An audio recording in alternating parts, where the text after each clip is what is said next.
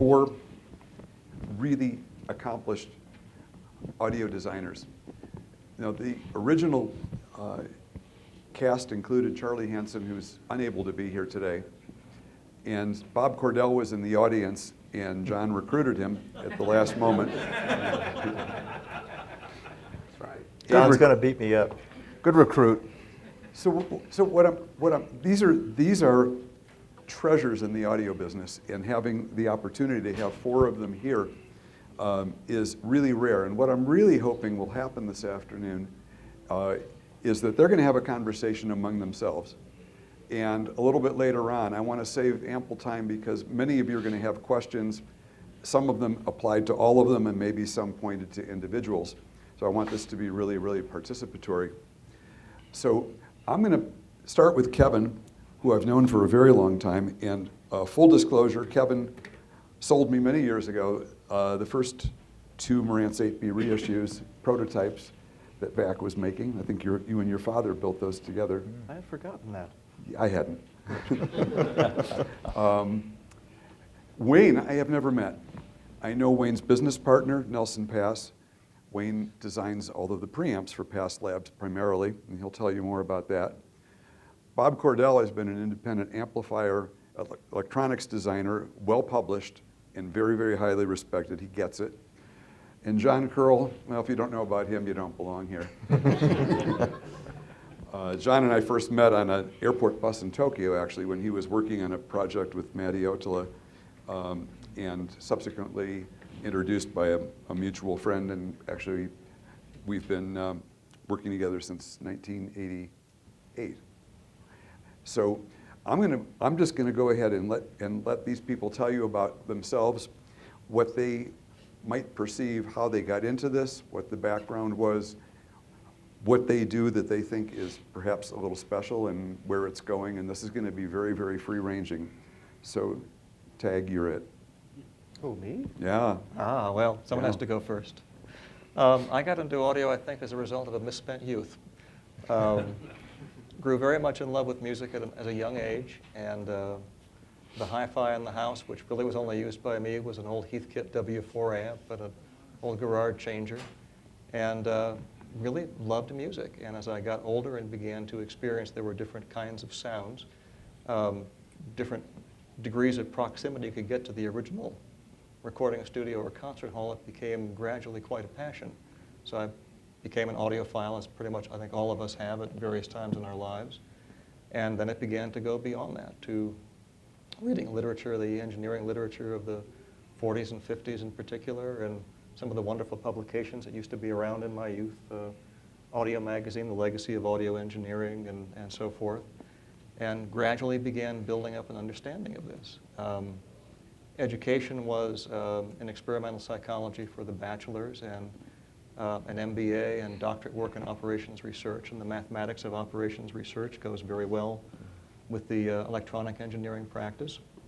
And so while I was up at Duke University doing the doctorate, I would spend weekends mining the stacks in the engineering and physics libraries, which were opened back as far as about 1915 for electronics, and walked away with a stack of photocopies of information from various engineering publications, and just gradually from that became self-taught to this.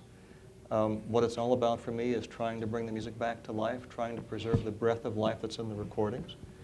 And surprisingly, every year we discover there's more, even back in the old 78s, than we ever imagined before. And it's a great joy to experience the music and get more of the nuance and life and feel from it. And how did VAC happen? Well, that was my fault. Long about the late 80s, I've been working at that time with my father, who was a retired electronics engineer, in the design of an amplifier, and ostensibly for me, just as a private matter, and got the first example of it running in early 1990. And so I took it to my local dealer and played it for him. I've always cherished this memory. He sat there, and for about over a 30-second period of time, I watched his mouth just drop open and go slack. And he turned to me and said, "You made this?"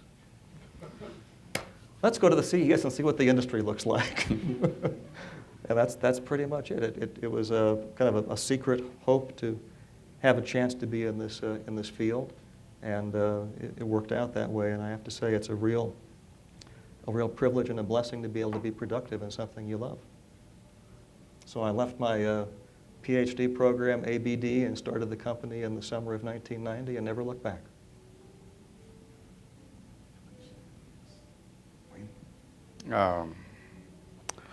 I got really interested in stereo equipment probably because a couple of things. I had an uncle who worked for sales rep for Craig Carr Stereo, and he had Mac gear at home, and so I liked the way Mac gear looked. And then I used to walk to and from school, and used to have special days where you'd put out, you know, washing machines and TVs and that kind of garbage, and then I'd get a wagon and I'd pick through that stuff on the way home, and you know, and it eventually became a system. And you know, I had a younger brother who played guitar and needed an amplifier, so Radio Shack was still around. Went and bought some parts and made a chip amp, and you know, shook the walls of the house on a big Altec loudspeaker, that kind of stuff.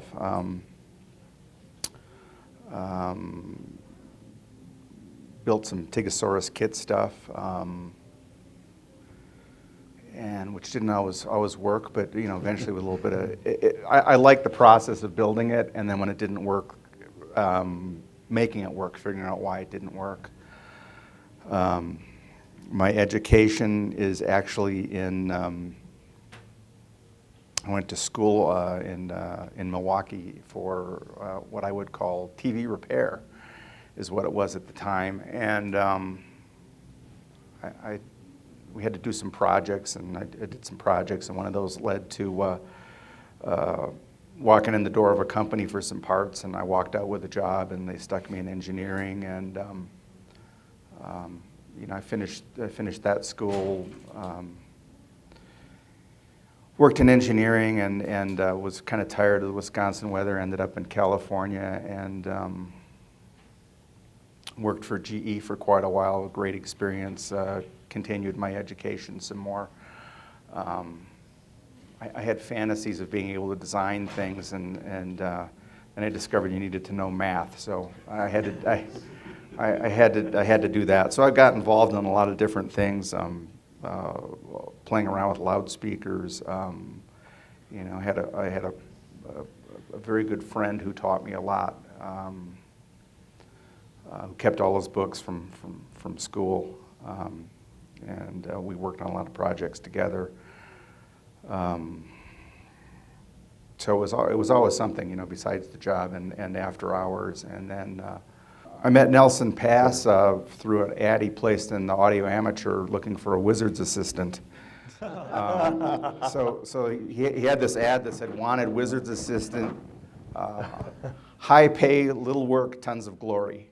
And I was like, well, I need to meet this guy. So I showed up there, and he wasn't there. So I left an amplifier on his desk with my resume taped to it, and that's how I met Nelson and came to work at Threshold. And I've been with him pretty much ever since. I spent some time with after he sold Threshold, his business partner Renee did speakers. I got involved in some DSP loudspeaker work. That was 30 years ago. That was fun. It was a good experience. The company had fabulous reviews and good product, and went out of business. Those things happen sometimes. You know, there's a saying about making a small fortune in audio. You start with a large one.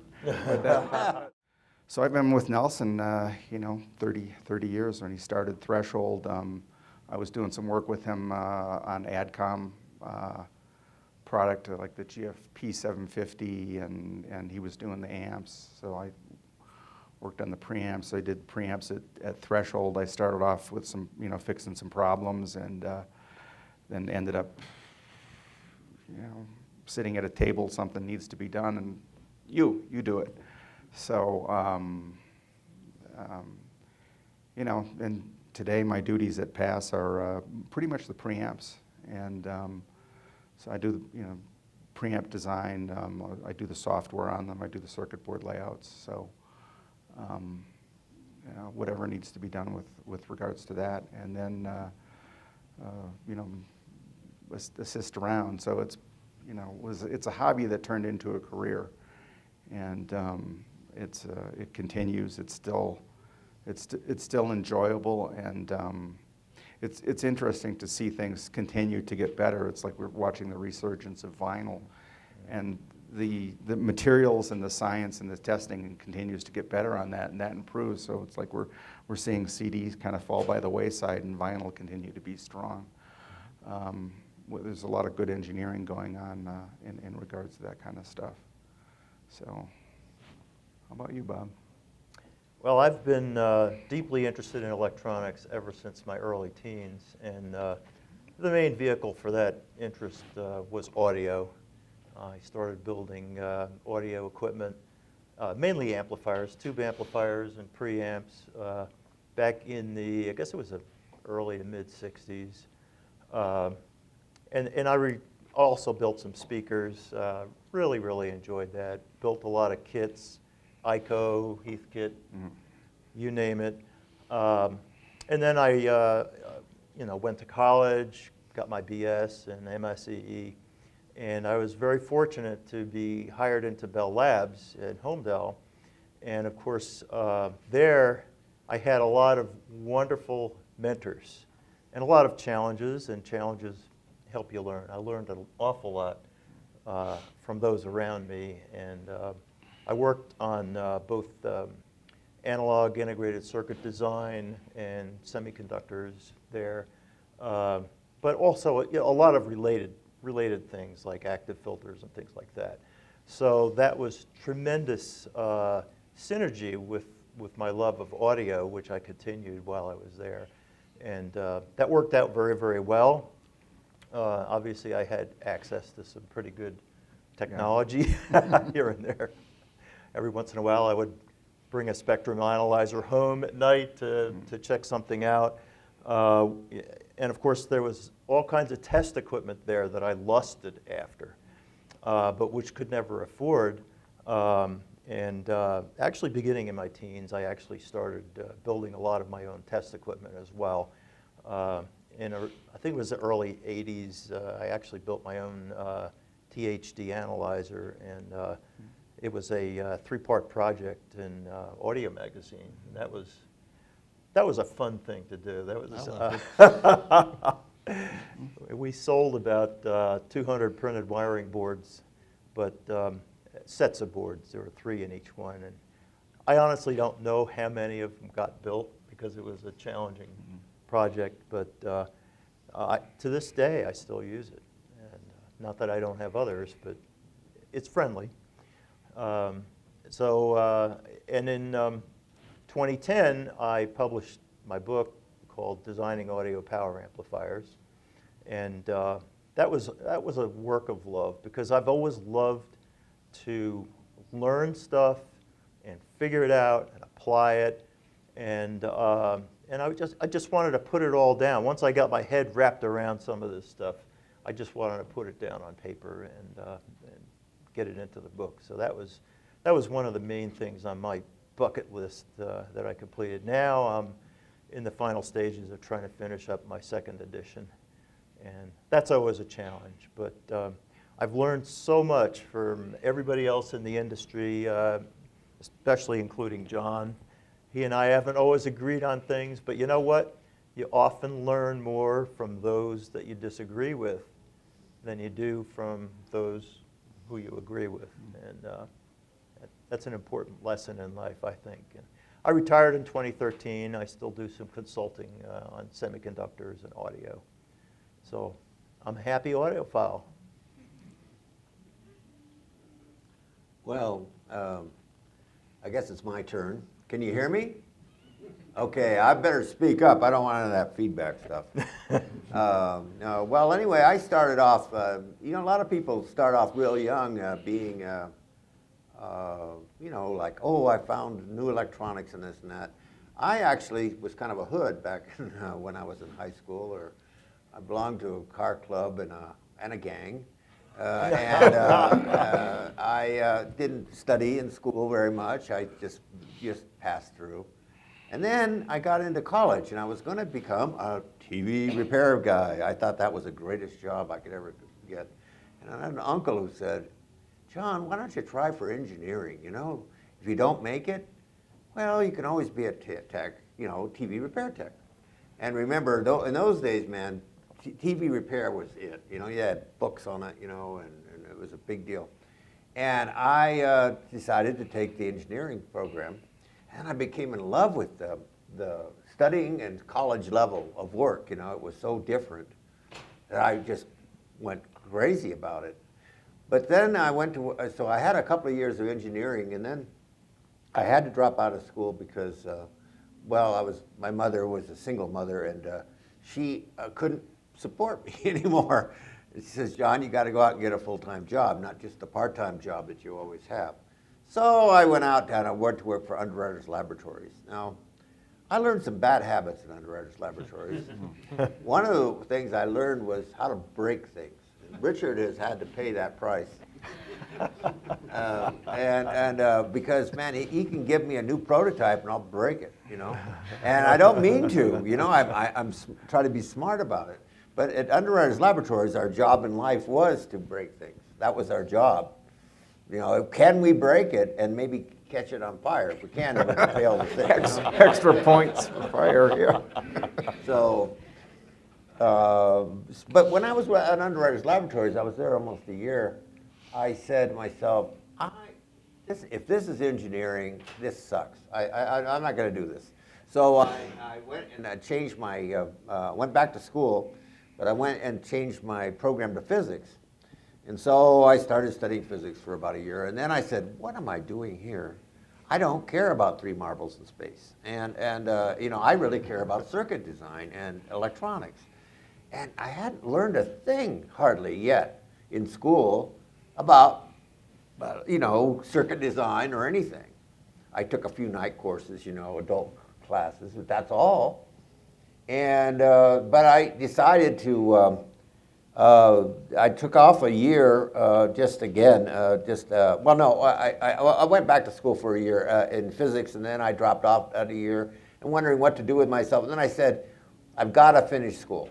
So because you can't go anywhere without finishing school. At least I felt that way, and at that time, that was the way of getting into something decent to do. But I couldn't go back to engineering because I'd had too much physics then. So I got a degree in physics so that I had this degree, right? And then I could go to work with somebody, because a lot of places, they don't need a full engineer, they really need a helper. You know, kind of like the wizard's assistant. Well, real engineers need wizard's assistants too, you know.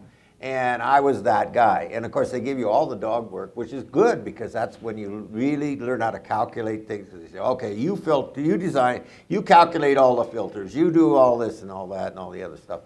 You work on, you know, your spectrum and characterize the components and this and that. Because the real design engineers don't like to do that.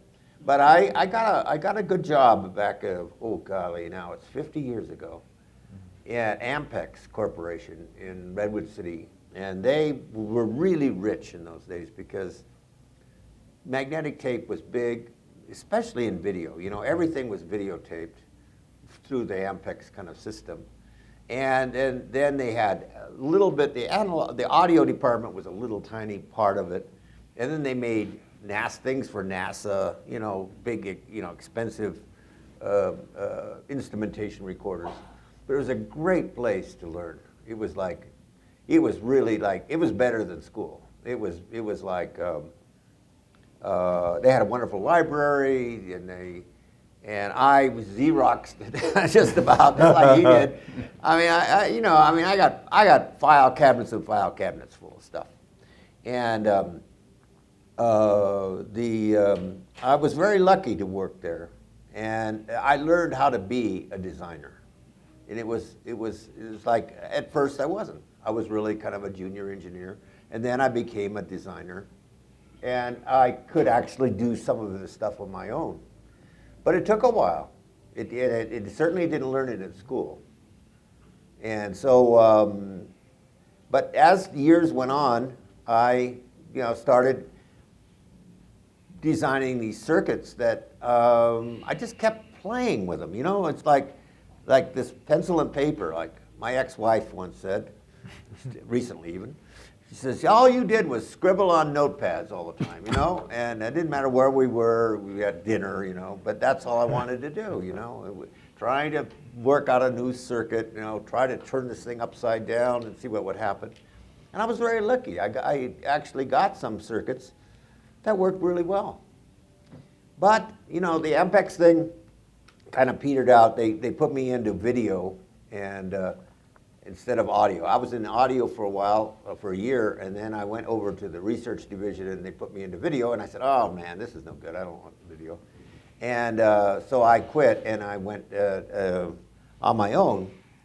And I was kind of floundering for a little bit, and then I went to work for the Grateful Dead. Now, that was a very strange thing. But, yeah, it was a long, strange trip, too, yeah, right, as they say. And, I'm pretty straight up, down. I mean, at the time, I had been working in the industry. I had a short hair. I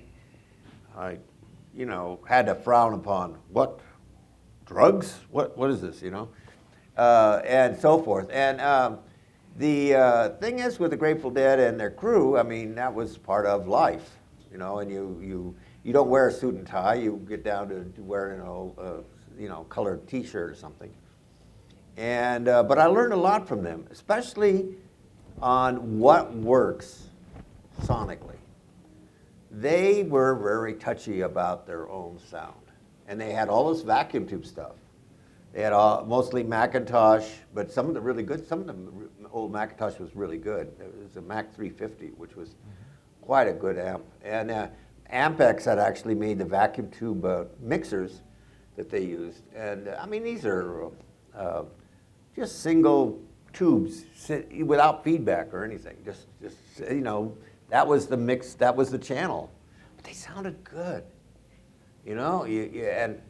And I was supposed to replace all that, and I tried, and I failed.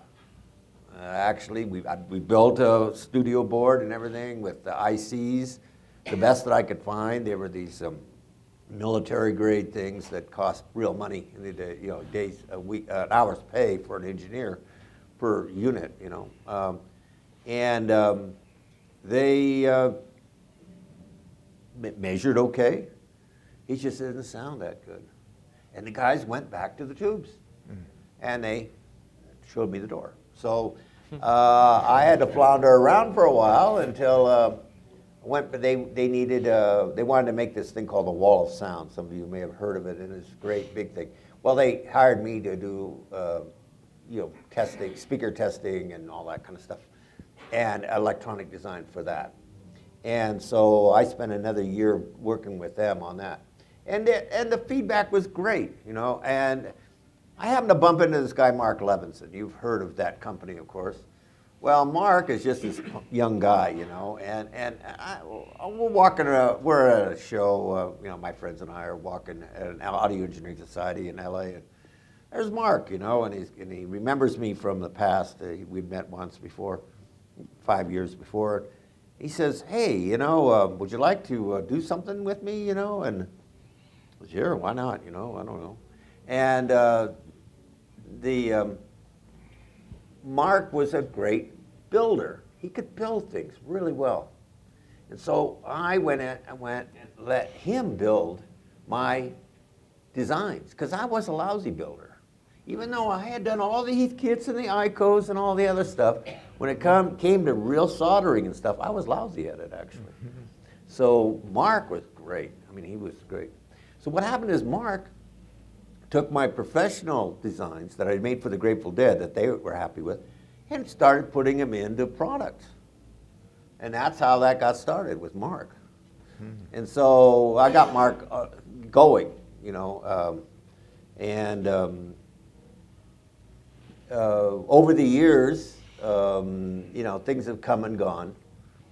I have tried to start my own company, but business-wise, I'm not the best. And I've failed a few times, but I've always come back. But I've always liked being a consultant, and that's one of the things. Even after I had Vendetta Research, I had this company called Vendetta Research, and you can probably imagine why I might have called it Vendetta Research. I had these worked with these small manufacturers that kind of cheated me out of the royalties, and Mark Levinson was one of them. You know, Surprise. so Vendetta Research was, I'll show you guys, you know. And I really ran the whole company. I mean, I did it for years.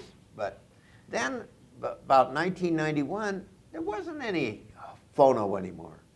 The record industry was literally down the tubes as far as selling anything. I couldn't sell anything anymore. So I had to close shop. But I did find myself in a position, and this is about the time I started working with Richard and a couple of other companies too, that as a consultant, I was happy. I could do what I like to do, but I didn't have to baby the techs. I didn't have to, make sure the toilet paper is in the, in stock. I didn't have to do 100 little things that a small business owner has to do. It was done for me or done by someone else. And I've never looked back. It's been great. So I never got rich. Some of the people around me got rich. Mark did for a while, and a few other guys that I worked for. Mostly marketing guys got rich. The designers, what have you done for us lately? Okay, no. Well, anyway, that's kind of the story of my life up to this point. I've been working with Richard for years and years now, and I'm still working for him, and I'm still working on projects. I have my own lab in my own lab. I don't build my own test equipment like this guy. I wouldn't do it. I buy the stuff, used usually, but nonetheless, that stuff costs a fortune. I mean, pay 20. One of the things I have that's maybe too old to be serious anymore, but it was like $28,000 initially. Man, you could buy a house for that back in the day when that thing was first built. I mean, now it's obsolete with computers and everything. It's like, well, it kind of works, but it's nothing special. Technology marches on, even in test equipment. Well, that's about it for me, I think. And I could say, I'm still crazy about circuit design. I mean, and the quality of sound. Sound quality is everything. The circuit sophistication is not as important as the quality of the sound. I still have a lot of vacuum tubes, for example, in my own system. I don't have them in my primer. I have to admit, I have a little bit of my own stuff, but I still have a vacuum tube tuner from the old Marantz days, and I have a triode amplifier that's kind of like it's like kind of like that 8B. It's a copy it's a Chinese copy, but I use it for an ultra tweeter. So it's hard to beat tubes. But I don't design the tubes. I respect them. Well, that's about it, I guess. So I'm going to ask, first of all, thank all of you for giving us a perspective on how you got to do what you do. I'm going to ask each of you what you think you do uniquely that not only makes your product as good as it is, but maybe as a perspective on how to do things, what the approach, the methodology is, the discipline in it. And I'm going to start with you. It's a big question. I think part of what we do well is we're skeptical. By that I mean, with all the wonderful engineering that's been developed over the 100 or so years of the electronics industry, every theory we have I consider to be a very simplified abstraction from the real world.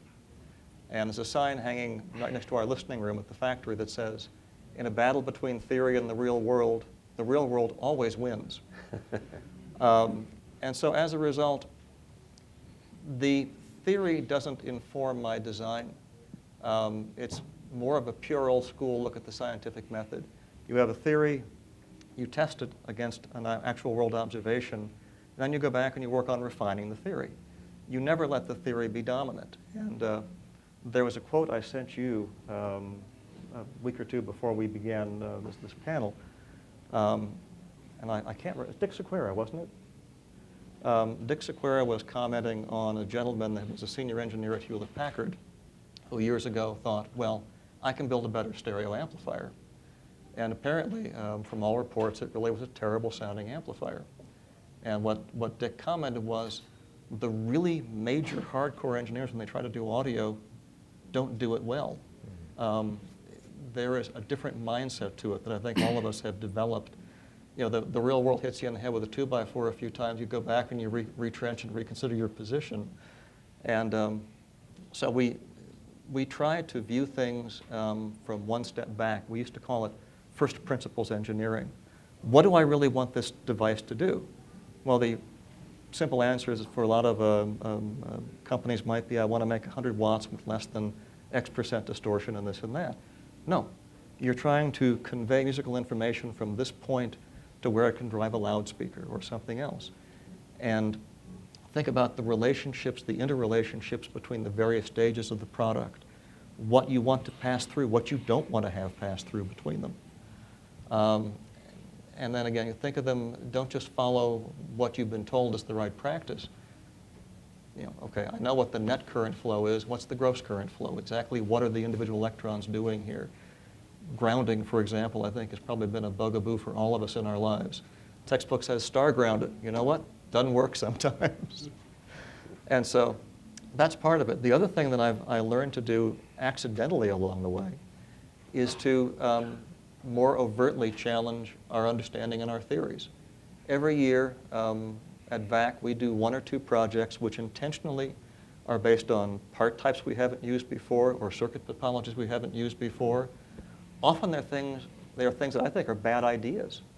But you know, let's spend 6 or 12 months playing with this and see if we've overlooked something important. And there have been at least 2 occasions I can think of right off the top of my head where we've made a major step forward in sound quality by doing just that. And it's not because I was smart. It was because I was saying, do I really understand this?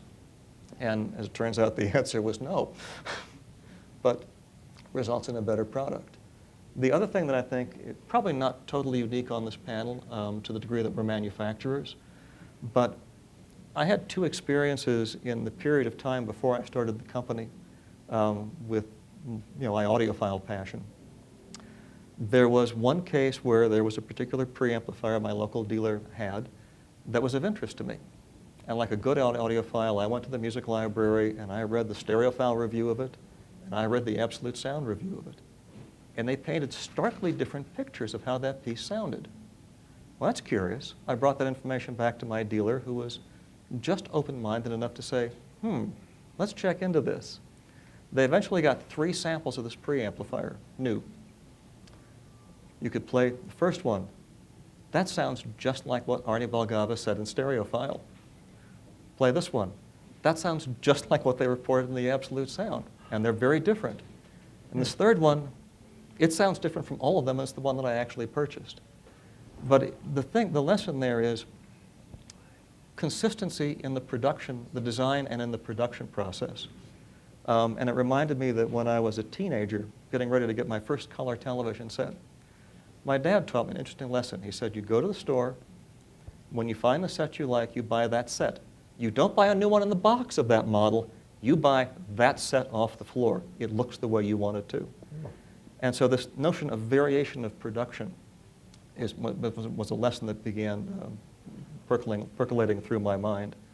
The second thing was with the same dealer. He knows I kind of like what tubes do. So one day I get a call on a Saturday that says, hey, we just took in trade these 2 really well-known monoblock tube amplifiers. Maybe you'd like to try them.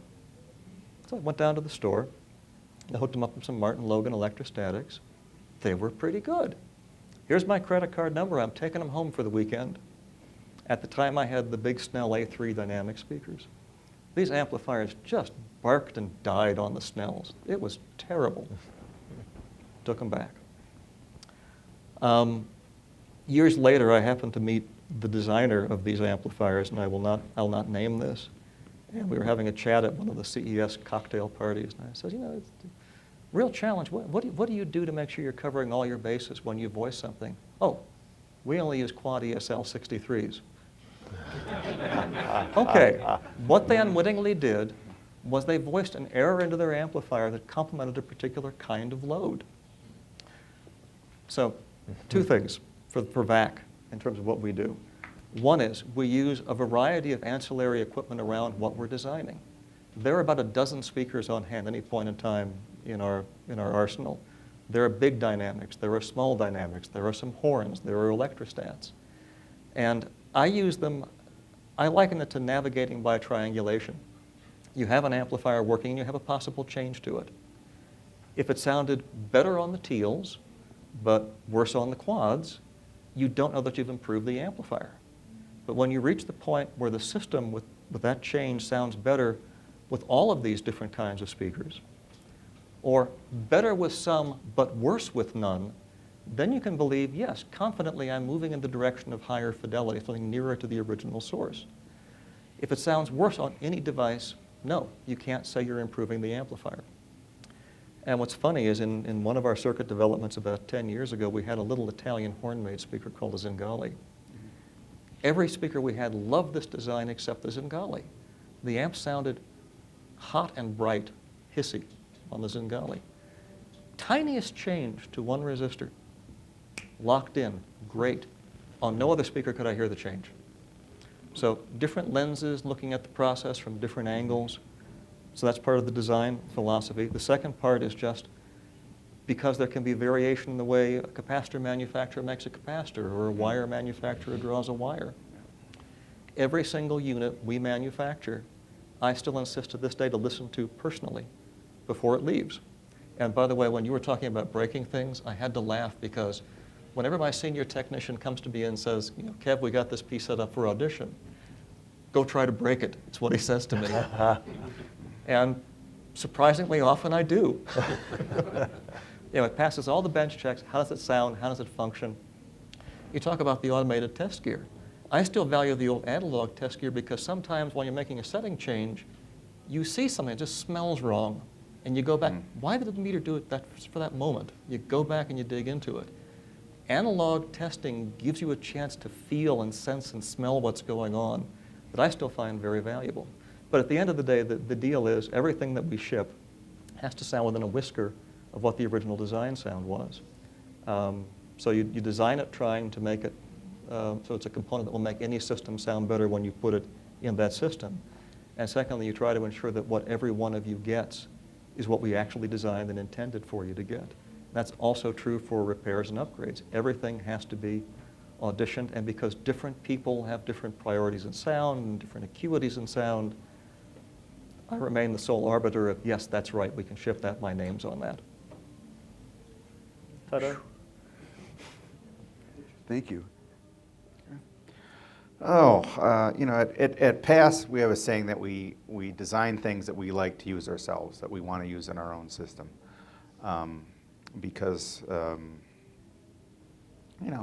if it makes us happy, it'll probably make someone else happy. And experience has led us to, we've had requests for products in the past, and we've come out with them, and as Nelson says, the customers have stayed away in droves. We call that a great answer to a question no one's asking. Right. So we tend to do things that we want, that we like. We're known for relatively simple circuitry. Nelson loves to see what he can do with simple linear circuits in Class A bias. We have some topologies we kind of stick with, but we've manufactured product with feedback, without feedback, different modes of feedback. It kind of comes down to whatever works. For me, reliability is a really big issue. If you call PASS Labs, you're going to speak to Kent English or Desmond Harrington or myself. So you're going to be talking to, and we don't have individual offices. We're all in one room. We hear what everyone's saying. so we know what's up with the customers. And if something is broken in Singapore, I take it personally anywhere. So I don't like things that break. So we really look for reliability. Measuring all the devices and getting them matched up, doing the individual boards, a good long burn-in process, testing beforehand and after, running the audio precisions, great test gear. We've got quite a few of them scattered around. I still use an old System 1 with an HP 3568 because it works. We've got one of the brand new, 15 series or whatever it is. Jam uses that. It's fine. It's what you're used to. I've got old analog meters too, all kinds of stuff. We kind of build things modular in case there is an issue. You can plug something out and in. And like Kevin was saying, it's got to be repeatable. You have to have consistent product that goes out so that customer A and B, are getting the same thing. We have a couple of techs that are really good. If they come to get me, if there's a problem, I know there's really a problem, and it might just be a little minor thing, but they don't let it go.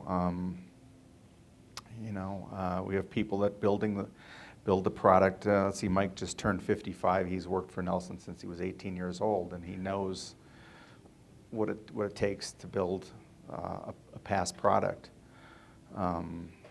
We realize that we're competing for other people's dollars. We're in the entertainment business, as Nelson says. So you're buying something that you don't need. It's not like food. It's a luxury good, but we want to give you value for it. And we really like to take care of our customers too. That's important to us. I hear stories about some people that have some problems, and I've fielded phone calls from people that have a question about something. They're like, "Thanks, I don't own any of your product, but I heard you have good customer service. They've got a system problem." We're happy to do that. It's like the DIY stuff is fun. Nelson's been involved in that for a long time, and there's some great people on the DIY forums that. Like you mentioned, trying new parts. They introduce us a new, hey, have you seen this thing? Try this. And Nelson, First Watt gives them the ability to try that kind of stuff. So you've got stuff with feedback, without feedback, positive feedback, negative feedback, current feedback, transformers. Because he needs to play, he needs to experiment, and then you have to have product that you can sell, because you can't be coming out with new product every 4 months. Distribution doesn't like that if they've invented. Customers don't either. No, customers don't either. Oh yeah, that's last week's product that's obsolete. So, I just had a piece recently reviewed and was talking to the reviewer and telling them that we tend to keep things for 7 or 8 years because we don't just change product to change product. We change it when we feel we've really made a step forward in improving the product, improving the sound. And we're continually learning things. Even with all the test equipment, there's still things that we don't know. I think we're getting closer. You see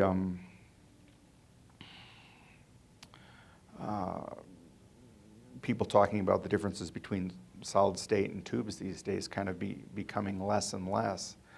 And yet you have people that love both. I know we have a lot of power amps mated up with a lot of tube preamps and vice versa. So people are putting a system together to give them the sound they want. And there's a lot of product on the market these days, and there's a lot of good product on the market these days too. So one of the things.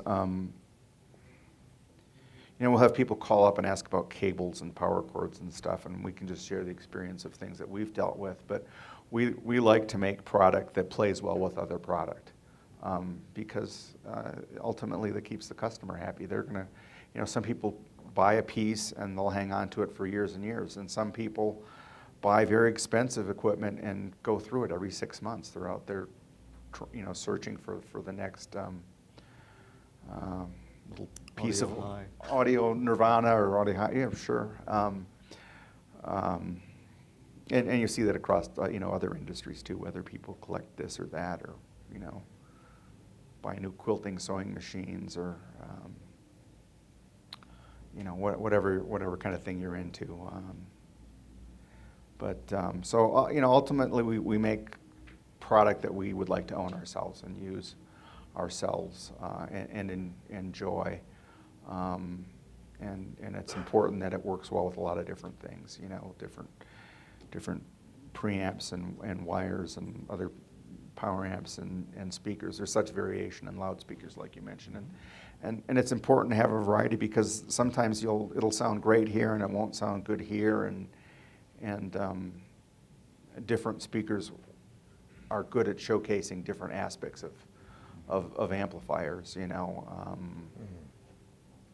It's like, I was just talking to Ralph Carson about his OTL tube amps that one of our partners owned for many years, and they work great on the right speakers, and he understands that.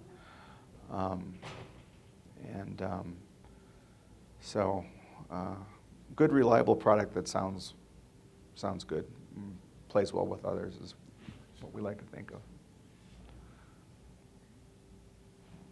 Thank you. How about Bob? Bob, I from guess, the perspective of an I'm sorry? engineer, and you're not actually buying parts, building things, and selling them, but there are niches that you occupy particularly well, and that you're really proud of. So share some of that with our audience. Sure. First of all, yeah, I don't make any product, and I have not designed a lot of product out there. One of the things that really drives me is curiosity and the linkage between why something performs like it does or sounds like it does, and are you able to measure that? If you can measure things, you can usually find a pathway to improving something. So for example, I know a lot of people, and totally respect them, they'll switch around, different brands of resistors or something like that to get the sound better. And that always fascinates me, because I'm curious about, is there something different that can actually be measured? I'm also a big believer that we're not always measuring the right thing or measuring it adequately. One of the things that I'm sort of a little bit more onto right now in working on the second edition of my book is analyzing and measuring Class D amplifiers. Class D has just come a tremendous way, particularly in the last 10 years. And it's still got a ways to go, but there's some darn good sounding Class D amplifiers around here. My interest in connection with that is they're a different animal than like an analog Class AB amplifier, and so they're going to often have different shortcomings. I'm a big believer that the traditional ways that we measure Class AB amplifiers are not necessarily appropriate or optimal for measuring Class D amplifiers. So one of the things I like to do is try and think about how the Class D amplifier works and how it may have shortcomings that are different than a linear amplifier. Some of you who know a little bit about Class D know that a lot of Class D amplifiers have a problem with bus pumping. And yet there are not very many good tests out there that I know of that really attack bus pumping. In other words, how do you break this Class D amplifier? What about things like aliasing, since Class D amplifiers they're digital, they're discrete time. So, that's an example of where my head is at right now. I've got some Class D amplifiers, some with a very good reputation, some pretty much off the shelf. And I want to measure those and maybe come up with some new tests that can reveal where they fall short. Very good example of measuring Class D amplifiers that fall short with traditional methods is if you measure total harmonic distortion. Now with Class AB amplifiers, it's certainly not difficult to get great performance THD-wise at 1 kilohertz, but the real test is how well does it perform at 20 kilohertz. Not that you can hear those harmonics, but those are symptomatic of IM distortions that you can hear. If you try and run high-frequency harmonic distortion tests on Class D amplifiers, you often end up with gibberish because they've got all kinds of filters at the output that are going to take out harmonics that are there. You just need different tests.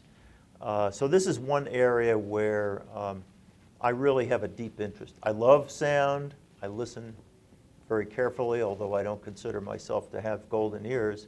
But my real curiosity is in test and measurement to achieve correlation with the subjective side of things. At the same time, I'm also deeply interested in applying different technologies and circuit design architectures.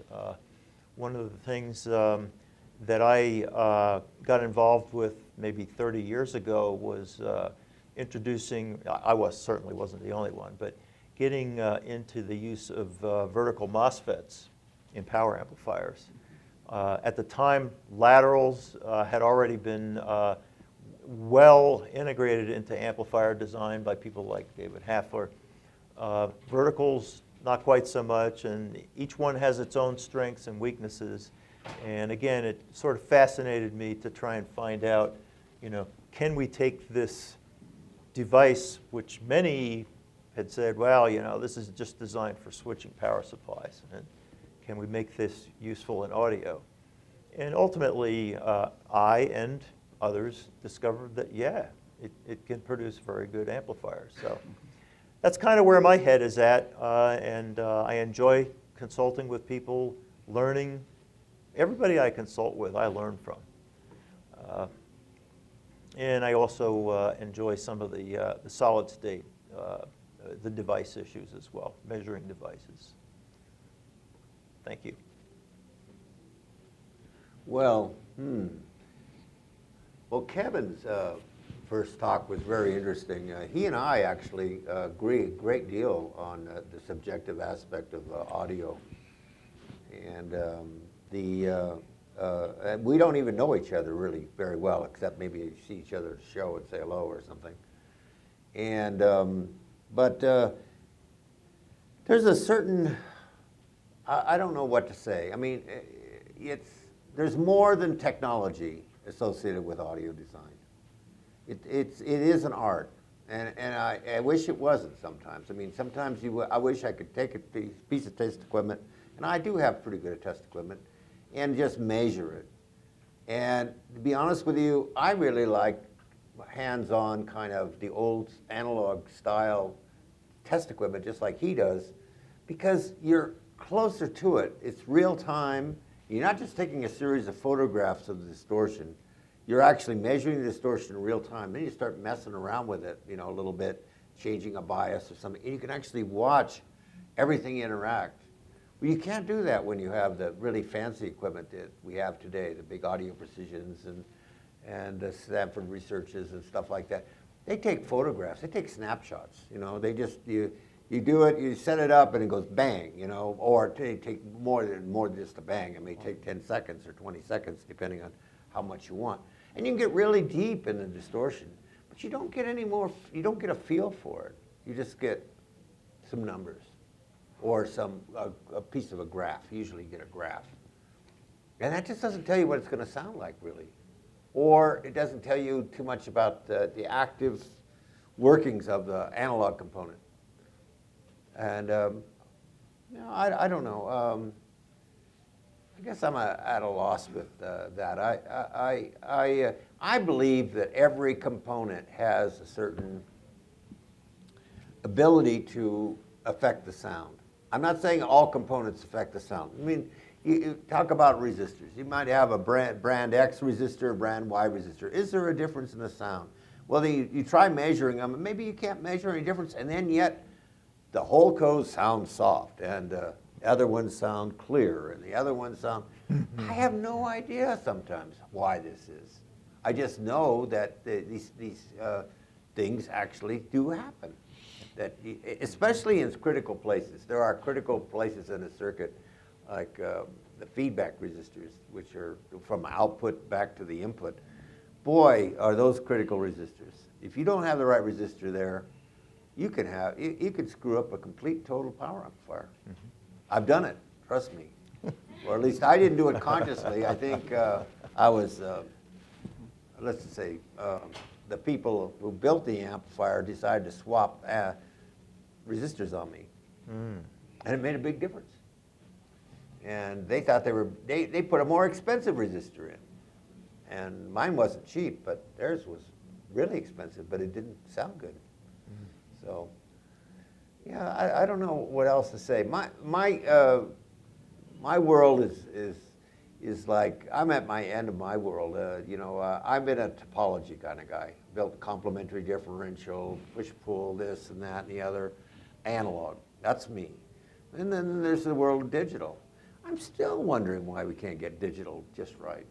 But I still haven't heard it perfect digital. Or I haven't heard, and then it's amazing that analog's coming back, or vinyl. I think that really can wake people up.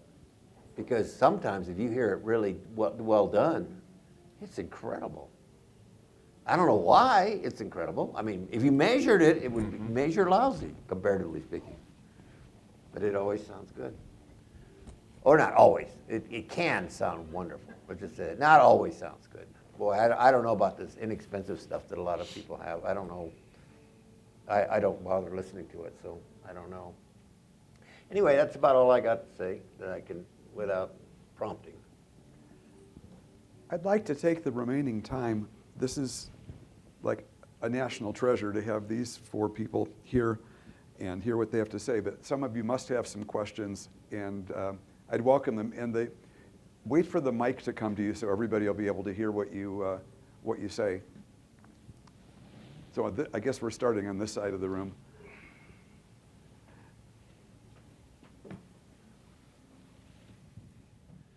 Hi, so when I got my engineering degree, circuit courses were all ideal elements. Everything's a perfect resistor, perfect inductor, perfect capacitor. But when I graduated, circuit simulation tools were first getting onto PCs, so they became available. And I spent my first couple of years wondering why the simulations didn't match measurements. And then I'd go back to the simulations and start adding parasitics to my models to try to figure out, okay, what's wrong with the models? And eventually, I could get nearly perfect correlation between the simulation and the model, and the process of me saying, oh, maybe there's some capacitance here, maybe there's some extra resistance here. That process taught me more about circuits than probably anything in college, just trying to get the two to model. I was just curious, how many of you are using simulation and trying to come up with better models to try to use that as a learning tool? Because it seems to me very few people are teaching audio these days. Marshall Leash passed away, and that was the only guy I knew really teaching audio circuit design. And it seems like it's a dead art. I mean, you look at most of us in the room, we're follically challenged at that age. And I don't know where the next generation of learning is coming from. I was just wondering if you guys had any experience using simulation and modern tools to try to get a better understanding. Well, I have. I've used SPICE both professionally in my day job and in audio. And Jonathan touched on something really important. First of all, there are some people who rightly don't think much of simulation in terms of getting good sound quality. And that's okay.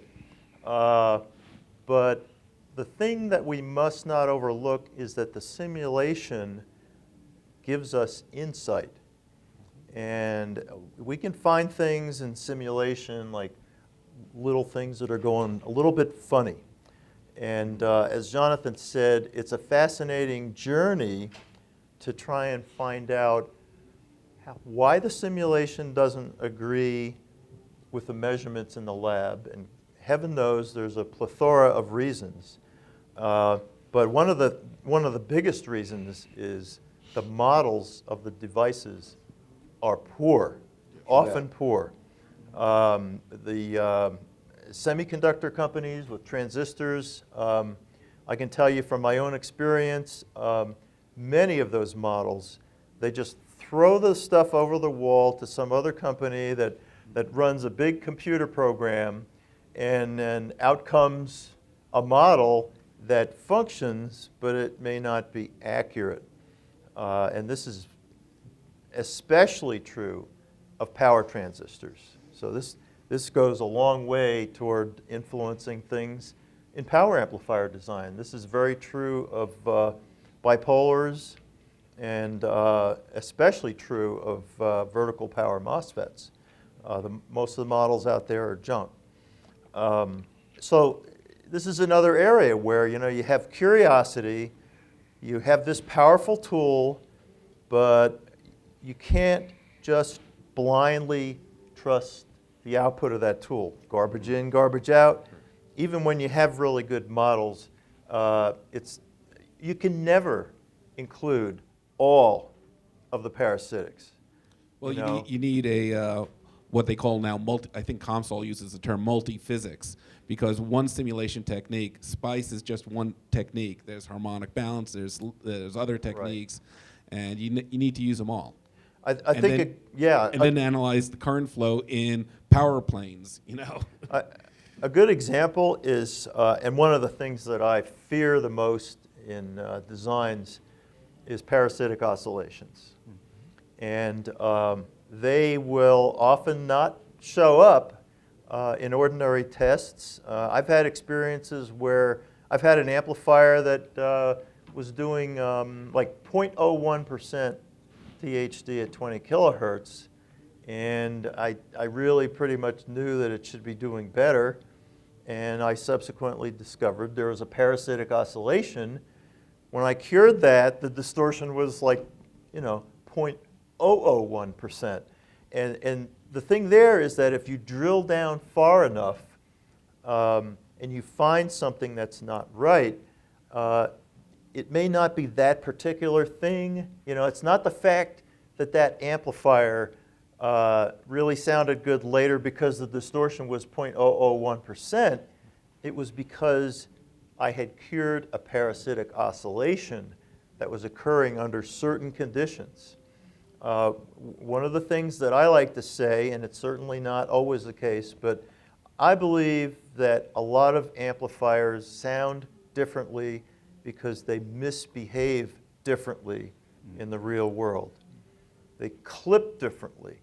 There's amplifiers out there that will go into parasitic oscillation with certain speaker loads, with certain speaker cables.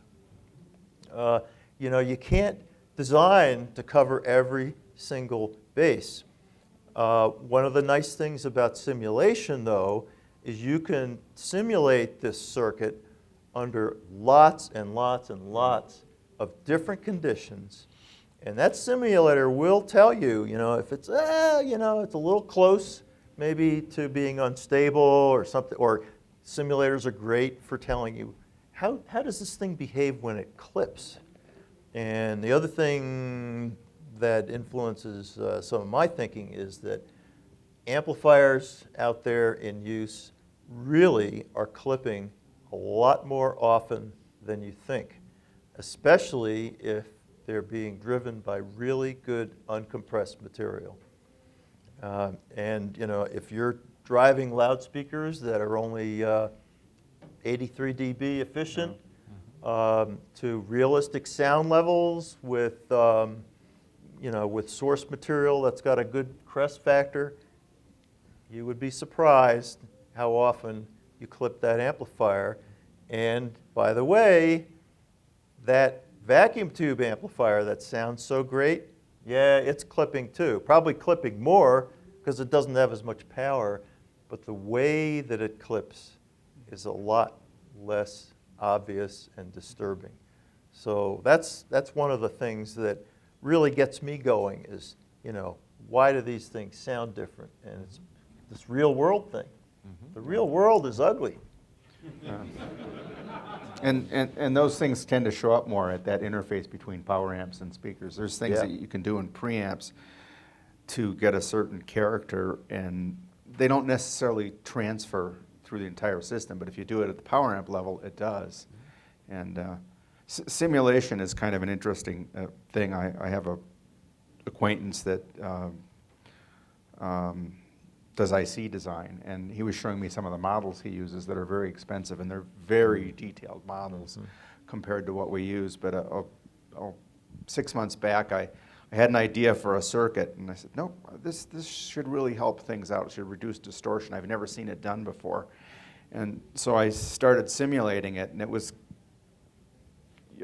kind of squirrely, and I had simulation failures, but I could occasionally get it to work. And I said, I'm going to pursue this. So I got it working and had some boards made, and had to deal with the parasitic a little bit, and got it working. But it was kind of still, like the simulation said, a little squirrely, and but I got it so it measured okay, and gave it to someone to listen to, and they said, yes, this is broken. Do not pursue this. This is, So as a case of the simulation said, yeah, it's kind of squirrely. It was kind of squirrely in real life, and I came to believe that nobody's pursued this because it doesn't work very well. Well, that's what they say about experience. It's what you get when you don't get what you want. Yeah. So part of the design process is that I don't listen to things a lot. I'll listen to but I will tend to make a change, and I have a preconceived notion in my head of what it's going to do. So we'll build like typically 3 things, and they're labeled A, B, and C, and they go to different people to listen to. And it has to be consistent. Like John was talking about parts. One of the things we deal with is that when we find good parts, we buy lots of them, we keep them in stock. A couple of years ago, we had an experience with a resistor in a product, and it was in one spot, and it was one brand of resistor, and it was an fine brand. It was proper wattage and everything, but it kept coming back, and it was like, this doesn't sound right, and we changed a different one, and it was like, I don't really have an explanation for that, but I do know that when 3 people got A, B, and C, and they all brought B back and said it sounds bad, and you just change that resistor, it's like, oh, all right, Sometimes we can find the answers, but that I find an enjoyable part. It's funny. One of a question Nelson had for interviewing people was like, do you like to do crossword puzzles? Do you like to do this? He likes people who, you turn them loose. They're like a rototiller. I'm not stopping until this is done. And that's kind of how our design does too.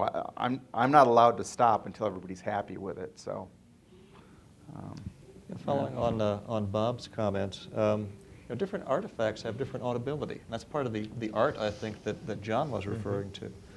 And I've always been fascinated by, when you look back at the literature of audio engineering and testing of measurements to subjective effect, you go back into the zero feedback triode era, and you hear researchers saying the minimum detectable distortion is 3% or 5%. You get into the pentode era with feedback, suddenly it's a lower number. You get into bipolar transistor with more feedback, it's a lower number that's detectable. I remember reading back in the 1987 Journal of the Audio Engineering Society, Lou Fiedler from Dolby had published an article about an ADA conversion circuit they had running in the lab. And it was measuring something like 0.001% THD. And yet everyone, even the secretaries from the front office, could hear an audible buzz on the sine wave at 0.001%. So, okay, THD is not what we hear. Right. THD travels along with something we hear, and how closely it correlates and travels depends upon the context through which it's traveling. It's amazing. So, I mean, virtually every amplifier under about 2 kilowatts clips more than we think. How's the clipping behavior? How's the recovery behavior? And I have a great deal of respect for what you're trying to do, but I have never yet been able to deal with the transition from the measurements to I know how it will sound. So we have a very simple motto. It must measure at least reasonably well and sound superb. Get the artifacts down low enough that you can believe they aren't the issue. And then things like your 001% parasitic, you'll catch that in the listening and keep working until it sounds right. So part of it is a more hands-on or subjective way of trying to get to the same result. Right. But we all want to bring the music back to life. Absolutely. Another question? Sir? Thank you. First, I just wanted to say you guys are my audio heroes, and thank you for all the work you've done. Another part of that too is your contributions to the do-it-yourself community, John and Nelson and Bob. It's been wonderful. I'll just say, if you want to look at this stuff, DIYaudio.com is probably the premier website for that. Well, that's where we fight, Bob. That's right. Exactly. But I sit on the sides and watch. So. the question or kind of comment, talking about devices, that some of the work that it's more historical work is, all the audio stuff started out with 2N American transistors, and then it appears that I guess in the 80s and 90s along came the Japanese USC and I know it isn't just our own, but Hitachi, and apparently and I've just heard say that they had some of the absolute best and most linear devices for use in audio. Problem is, and I know John has been able to get a lot of these, that the audio business is such a small fraction of the semiconductor that these good transistors, they just couldn't keep making them. So we're stuck with, I guess, stuff, as you're saying, transistors in some cases that were basically made for other applications. And I'm just wondering if, from an analog perspective, are the devices themselves getting harder, good devices, getting harder to come by than they have been before? You bet. Yes.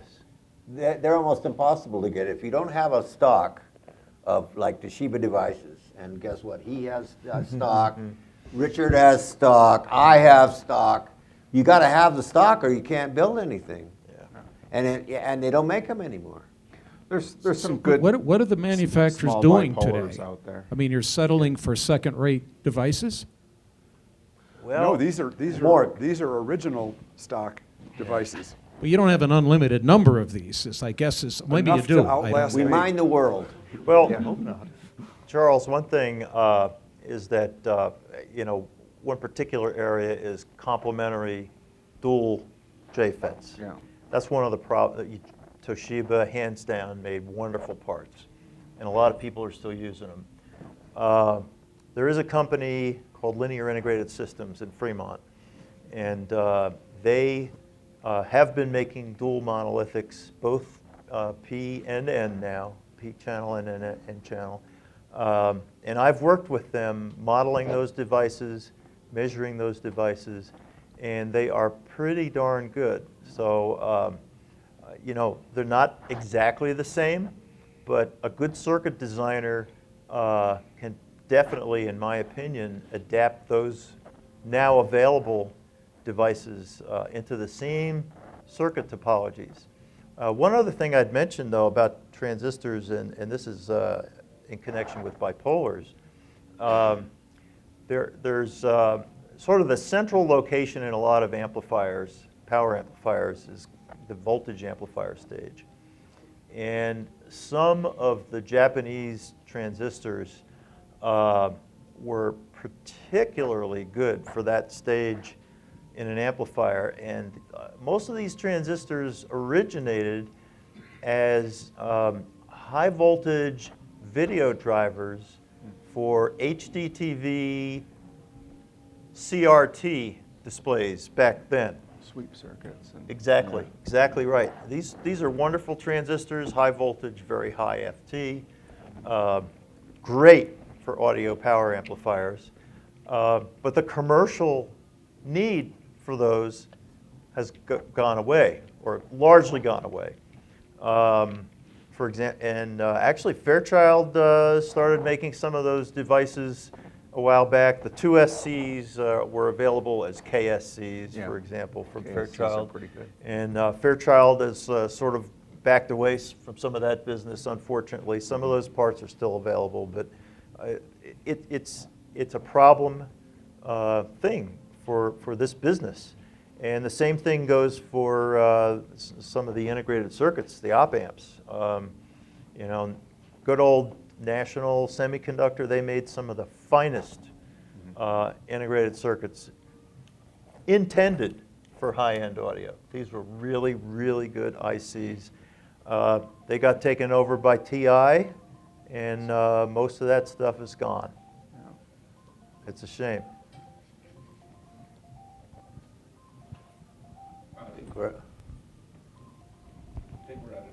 Oh, we're out of time. Okay. Is that what that's saying?